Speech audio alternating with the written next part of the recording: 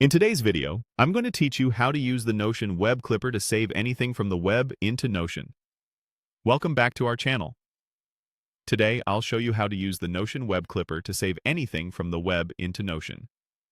The Notion web clipper is a simple browser extension that lets you capture web pages, articles, and links directly into your workspace. It's perfect for research, inspiration, and keeping your reading organized without copy-pasting.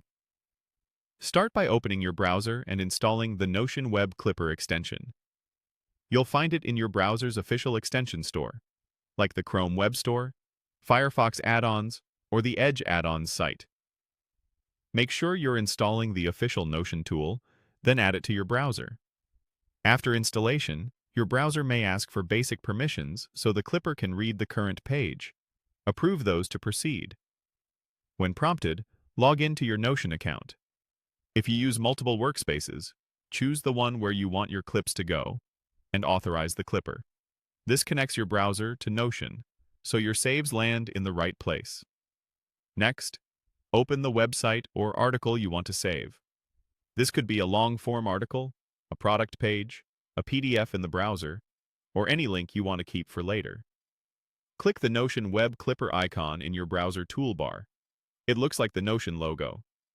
A small window will open, showing options for where and how to save. If you don't see the icon, it may be tucked inside your browser's extensions menu. Pin it for quicker access next time.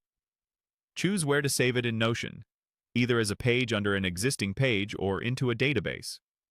Saving into a database is helpful if you track articles with tags, statuses, or dates.